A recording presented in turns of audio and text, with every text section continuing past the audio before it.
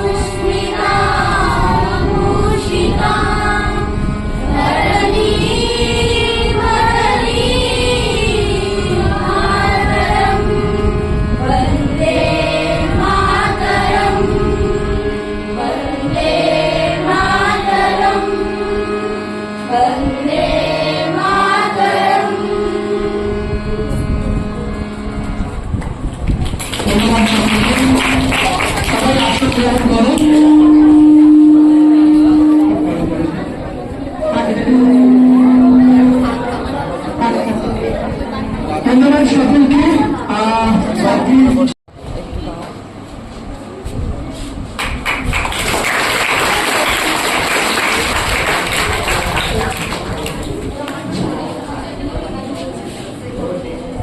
আজকে যেহেতু আলোচ্য বিষয় রচনা পাঠ, আমরা প্রথমেই আমাদের মধ্যে দেখে নেব আমাদের দ্বাদশ শ্রেণীর ছাত্রী সোহানা আবেদনকে। কুমারী সোহানা আবেদন ডক্টর শ্যামাপ্রসাদ মুখোপাধ্যায়ের সম্পর্কে বোঝাতে।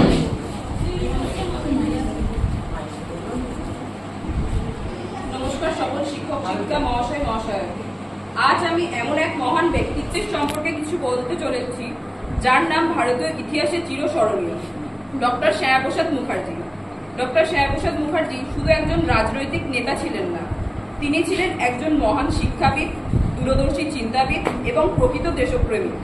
1901 সালের 6ই জুলাই কলকাতায় তিনি জন্মগ্রহণ করেন। অত্যন্ত অল্প বয়সেই তিনি নিজের অসাধারণ মেধা ও নেতৃত্বের পরিচয় দেন। কলকাতা বিশ্ববিদ্যালয়ের সর্বকনিষ্ঠ উপাচার্য হিসেবে তার অবদান আজও শ্রদ্ধার সঙ্গে স্মরণ করা হয়। পশ্চিমবঙ্গের জন্য তার অবদান বিশেষভাবে উল্লেখযোগ্য। দেশভাগের সময় ডক্টর শ্যামাপ্রসাদ মুখার্জির দৃঢ় নেতৃত্ব ও প্রচেষ্টার ফলেই পশ্চিমবঙ্গ ভারতের অংশ হিসেবে থেকে যায়। তার সাহসী ভূমিকা না থাকলে আজকের কলকাতা ও পশ্চিমবঙ্গের মানচিত্র হয়তো সম্পূর্ণ ভিন্ন হতে পারত। তার জীবনের প্রতিটি অধ্যায় আমাদের একটা শিক্ষাই দেয়, সাহস হারালে চলবে না, সত্যের পথে অটল থাকতে হবে এবং দেশের স্বার্থকে সর্বদা নিজের স্বার্থের ঊর্ধ্বে রাখতে হবে। আজ তার জন্মবার্ষিকীতে আমরা শুধু তাকে স্মরণ করছি না, তার আদর্শকে নিজেদের জীবনে ধারণ করার অঙ্গীকারও করছি। ধন্যবাদ।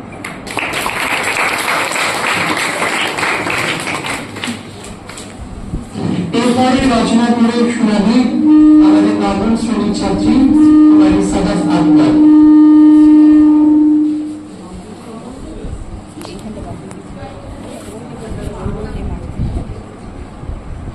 ভারতের স্বাধীনতা সংগ্রাম ও স্বাধীনতা পরবর্তী ভারতগঠন পর্বে ডক্টর শ্যামাপ্রসাদ মুখোপাধ্যায় এক অবিসংবাদিত নাম।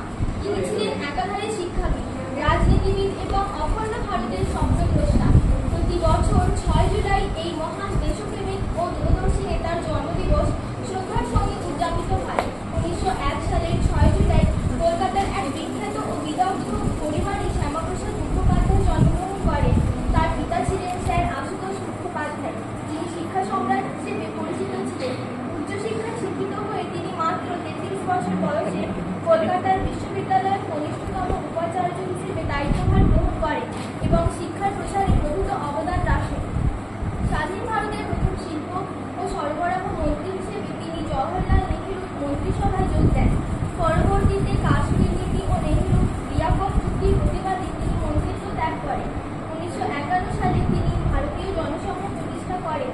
তার রাজনৈতিক চিন্তাধারার মূল ভিত্তি ছিল এক দেশ, এক বিধান, এক মিশন, যা জম্মু কাশ্মীরের পূর্ণাঙ্গ সংযুক্তির পক্ষে ছিল এক বলিষ্ঠ পদক্ষেপ। বিশেষ করে বাংলা ভাগের সময় হিন্দু সম্প্রদায়ের স্বার্থ রক্ষা এবং পশ্চিমবঙ্গকে ভারতের অন্তর্ভুক্ত রাখতে তার অবদান অনস্বীকার্য। দূরদর্শী চিন্তাভাবনার মাধ্যমে তিনি বাঙালি হিন্দুদের জন্য একটি আলাদা আবাসভূমি নিশ্চিত করেছিলেন। 1953 সালে 23শে জুন কাশ্মীরের বিশেষ মর্যাদা প্রতিবাদ করতে গিয়ে কারাবন্দী অবস্থায় রহস্যজনকভাবে তার জীবনাস্বাদন ঘটে। তার জন্মদিবস আমাদের উচিত তার আদর্শ ও অখণ্ড ভারতের স্বপ্নকে হৃদয় ধারণ করা। তার আত্মত্যাগ ও দেশপ্রেম চিরকাল প্রতিটি ভারতীয়কে অনুপ্রাণিত করবে।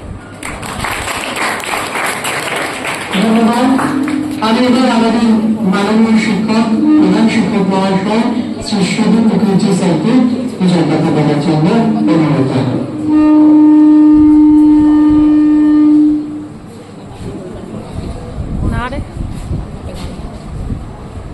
আমার সহকর্মীরা ও আমার স্নেহের ছাত্রছাত্রী বন্ধু, আমরা এর আগে একদিন এখানে সম্ভবত করেছিল 4 তারিখ পশ্চিমবঙ্গ দিবস 20 জুন, সেদিনও আমরা একটা আলোচনা সভা করেছিলাম। একটু আমাদের অনুষ্ঠান কিছু হয়েছিল সেখানে।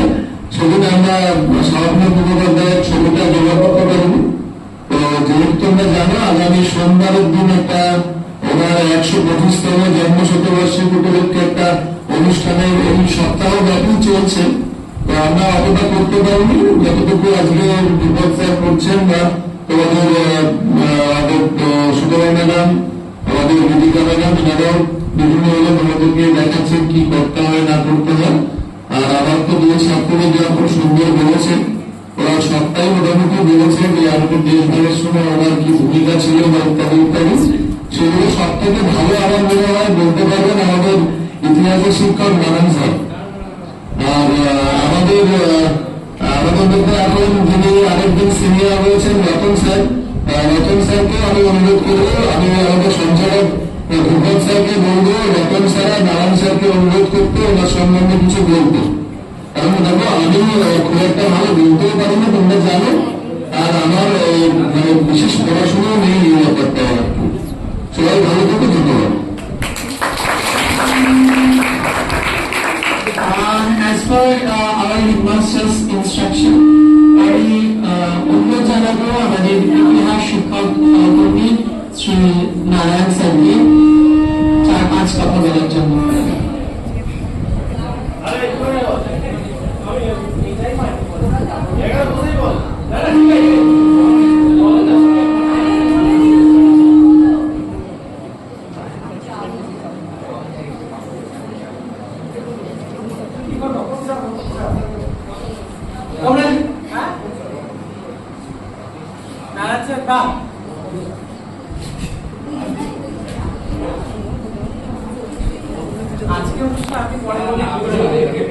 কথা বেশ ধরে খুবই একটা কথা আমাকে বলবো, স্যার একটা কথা বললেন না যে উনি জম্মু কাশ্মীরের জেলে মারা যান।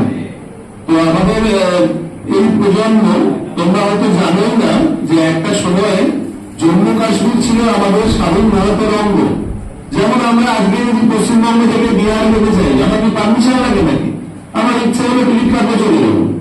কিন্তু একটা সময় পর্যন্ত ভারতবর্ষে আমাদের যে নাগরিকদের কাছে জম্মু কাশ্মীরে যাওয়ার আমাদের পারমিশন ছিল না। আমাদের কিন্তু বিশেষ ধরনের পারমিশন নিতে হতো, এটাকে পারমিট বলে। এখনো হয়তো তোমরা দেখবে আমাদের নর্থ ইস্ট বা উত্তর পূর্ব অঞ্চলে কিছু রাজ্য আছে যেখানে যদি চীনের বর্ডার যেসব অঞ্চলগুলোতে আছে সেখানে যেতে গেলে কিন্তু আজও আমাদের বিশেষ পারমিটের প্রয়োজন হয়। তো জম্মু কাশ্মীর কিন্তু এরকমই একটা মানে অঙ্গরাজ্য আমাদের ছিল, যেখানে যেতে গেলে ভারতবর্ষের নাগরিকদের আলাদা করে পারমিশন নিতে হতো। তো আমাদের শ্যামাপ্রসাদ মুখার্জি এরই বিরোধিতা করেন এবং উনি যখন এগিয়ে যান তখন ওনাকে ধরে ওখানে জেলে ভরে দেওয়া হয় এবং তার পরবর্তী ক্ষেত্রে আমাদের স্যার বলেছেন কি ব্যাপার না ব্যাপার। তো এটুকু জাস্ট তোমাদের জানানো। আর আমাদের স্যার ম্যাডাম কিন্তু কিছু বলতে চান, কিন্তু আপনি কিছু বলুন না। আচ্ছা, এবার আমার সমাপ্তি সঙ্গীত